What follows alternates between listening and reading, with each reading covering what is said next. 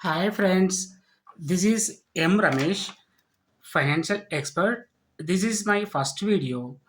I'm going to make videos on financial related to educate. So today's topic is financial well-being. అన్ని రకాల ఆదాయ వర్గాలకి ఆర్థిక ఇబ్బందులు అనేది కామన్. ఆర్థిక ఇబ్బందులను తోటి ఎలా సమతుల్యం చేసుకోవాలి?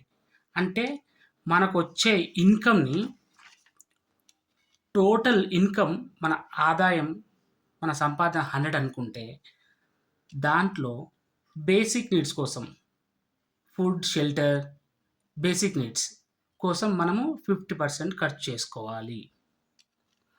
రిమైనింగ్ 25% ఎంటర్‌టైన్‌మెంట్, లగ్జరీ ఐటెమ్స్, గృహోపకరణాల కోసం ఖర్చు చేయాలి.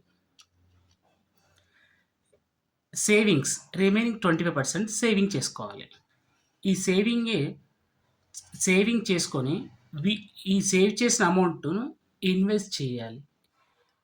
ఎలా ఇన్వెస్ట్ చేయాలంటే మ మనము ఆ డబ్బు మన కోసం పని చేయాలి. పడుకున్నా, నిద్రపోయినా గూడా మనం సేవ్ చేసిన అమౌంట్ మన కోసం పనిచేసి, మనకు ఇన్‌కమ్ తెచ్చిపెట్టేలాగా ఉండాలి. ఎక్కడెక్కడ ఇన్వెస్ట్ చేయాలనేది నేను నెక్స్ట్ వీడియోలో చెప్తాను. అయితే చాలామంది మనలాంటి కార్పొరేట్ ఎంప్లాయీస్, సాలరీ ఎంప్లాయీస్ ఈ రోజుల్లో కొనడం అయితే సాధ్యం కాదు. ఎలాంటి ఫిక్స్డ్ అసెట్స్ కొనాలంటే, హోమ్ కొనాలనుకుంటే. సో, హోమ్ లోన్ ఉన్న వాళ్ళకి, ఈఎంఐస్ ఉన్న వాళ్ళకి, పర్సనల్ లోన్ ఉన్న వాళ్ళకి ఎలా చేయాలంటే,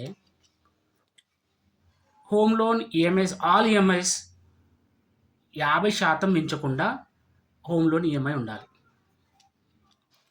బేసిక్ నీడ్స్ కోసం ఆల్రెడీ ఇల్లుంటుంది. సో, ఇంటి ఖర్చుల కోసం 25% ఖర్చు చేసుకోవాలి. 75% అయిపోతుంది.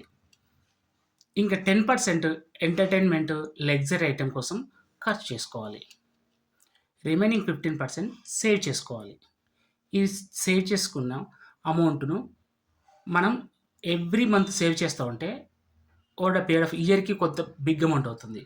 ఆ అమౌంట్‌ను ఇంకా బెస్ట్‌గా చేస్తే మనకు షార్ట్ టర్మ్‌లోనే ఎక్కువ రిటర్న్స్ వచ్చే ఛాన్సెస్ ఉంటాయి.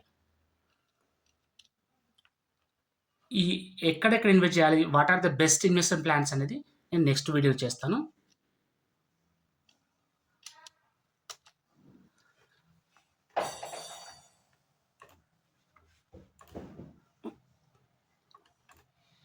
Please like and subscribe to my channel. Thank you.